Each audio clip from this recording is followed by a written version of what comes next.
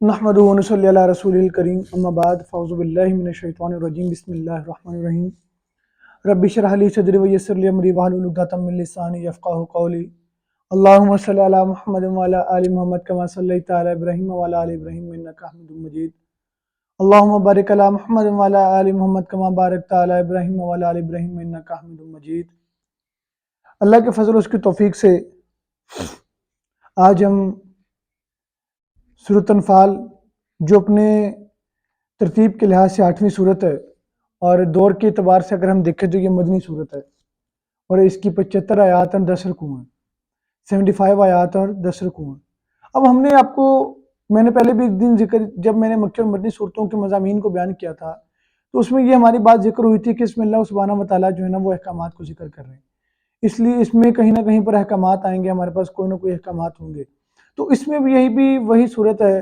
اور اس کا جو دور ہے نزول کا دور ہے اگر ہم دیکھیں تو اس کا 2 ہجری اور 3 ہجری کے لگ بھگ اس کے درمیان کی کچھ اس کے جو دور ہے یہ اس دورانیے میں نازل ہوئی ہے، کیونکہ انفال صورت اگر ہم اس کے نام کی طرف دیکھیں تو انفال نفل کی جمع ہے جس کے معنی زائد مال کو کہتے ہیں، زائد کو ہم جو نفل ادا کرتے ہیں وہ زائد ہوتے ہیں، اسی طرح جو انفال ہے یہ جو نفل ہے یہ بھی زائد چیز ہے۔ تو یہاں پر جو زائد مال ہے اس کی ذکر کیا جا رہا ہے، مال غنیمت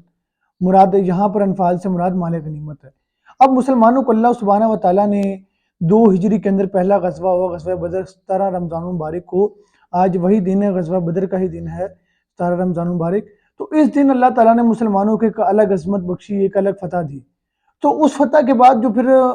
مال غنیمت بچا اس کے بارے میں جو ہے نا وہ مومنین مسلمان آپس میں لڑنے جھگڑنے لگے اور آپس سے سوال کرنے لگے، فرمانے لگے یسألونک عن الانفال، پہلی آیت میں وہ پوچھنے لگے کہ یہ مال کس کا ہے، یہ جو مال غنیمت ہے یہ کس کا مال ہے؟ تو اللہ تعالیٰ نے پہلی آیت میں فرمایا کہ یہ مال اللہ اور اس کے رسول کا مال ہے، آپ اس میں پریشان نہ ہوں۔ تو اس کے بعد پھر اللہ سبحانہ وتعالیٰ نے اس کا فیصلہ آگے جا کر 41ویں میں فرما دیا کہ مال غنیمت اللہ اور اس کے رسول کا مال ہے، اس کے بعد تم اس میں سے 5 حصے کر لو، 4 اپنے پاس رکھ لو اور 1 حصہ اللہ اور اس کے رسول کا، اور جو اللہ تعالیٰ کو تو کوئی حصہ نہیں پہنچتا لیکن جو اللہ والا وہ جو ہے نا غرباء مساکین اور فقراء میں تقسیم کر دو۔ تو اس کا ذکر اس وجہ سے سورت کا نام جو ہے اسی مناسبت سے، پہلے تو اس کا لفظ جو ہے انفال کا وہ آیت نمبر آپ کے پاس ایک ہی میں واضح ہو جاتا ہے، اسی مناسبت سے اس سورت کا نام انفال رکھا گیا، اس سورت کو انفال کہا جاتا ہے۔ اور یہ بدر کے دن 2 ہجری 17 رمضان المبارک کو غزوہ بدر ہوا، اس میں اللہ تعالیٰ نے مسلمانوں کو ایک الگ عظمت بخشی اور یہ مسلمانوں کی پہلی جنگ تھی، ہجرت کے بعد، ہجرت مدینہ کے بعد پہلی جنگ تھی، اور اس دن کو اللہ سبحانہ وتعالیٰ نے یوم الفرقان کا دن بھی قرار دیا ہے۔ تو اگر ہم اس کو دیکھیں کہ پہلی 6 آیات میں مال غنیمت کے حوالے سے مسلمانوں کے رویے کی اصلاح پر اللہ کی تحسین، اللہ کیا فرما رہے ہیں کہ مسلمانوں کو جو تم سے سوال کرتے ہیں مال غنیمت کے بارے میں تو اللہ کہہ رہے ہیں تم نہ لڑو آپس میں، اللہ کی رسی کو مضبوطی سے تھامے رکھو، تمہیں پریشان ہونے کی ضرورت نہیں ہے، تمہارا یہ کام نہیں ہے، اللہ تعالیٰ خود فیصلہ فرما دیں گے، تو تم اپنے جو ہے نا وہ کام کرتے رہو۔ اس کے بعد انہی ہی آیت میں اللہ تعالیٰ نے مومنین کی صفات بیان کی ہیں کہ جو اچھا مومن ہے وہ یہ کام کرتا ہے، تم کن کاموں میں آ گئے ہو، تمہیں یہ ضرورت نہیں ہے ان چیزوں کی۔ اس کے بعد آیت نمبر 7 سے 48 میں کفار کے خلاف جہاد کرنے پر مسلمانوں پر اللہ تعالیٰ نے نوازشات اور چند مزید تربیت احکامات کہ اللہ تعالیٰ نے ان کے اندر جو یہ 42 آیات ہیں ان میں اللہ سبحانہ وتعالیٰ نے مسلمانوں پر کیا کیا انعامات کیے، اور جو جہاد کے اندر اور دوسری مسلمانوں کو تربیت احکامات کہ تم نے کس طرح جنگ کرنی ہے، مطلب تربیت احکام سے مراد مسلمانوں کو بتایا جا رہا ہے تم نے پیٹ پھیر کے نہیں بھاگنا،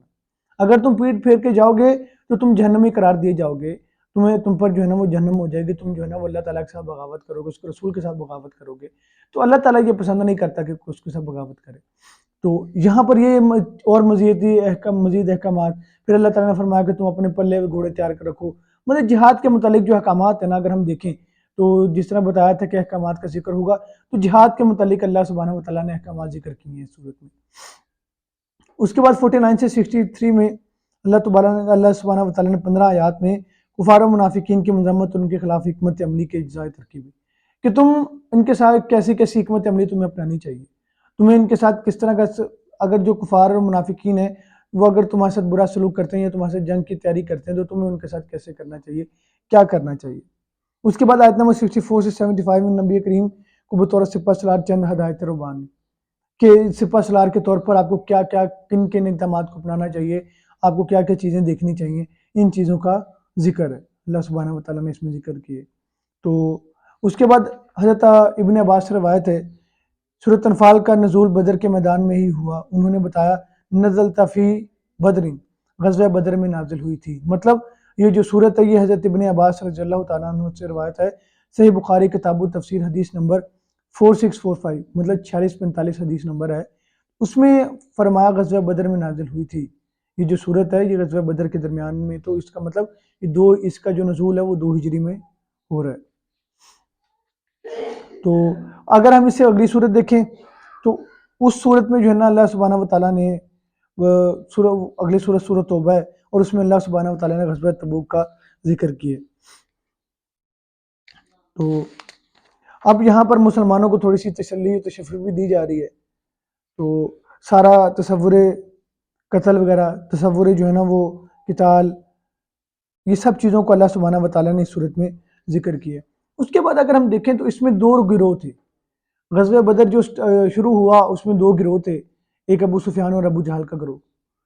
ابو جہل کا گروہ جو تھا وہ مسلمانوں سے جنگ کے لیے آ رہا تھا، مکہ سے مدینہ کی طرف روانہ ہوا تھا، اور جو ابو سفیان کا گروہ تھا وہ شام سے مدینہ کی طرف، مکہ کی طرف تجارت کر کے آ رہا تھا۔ تو مسلمان یہ چاہتے تھے کہ ان کو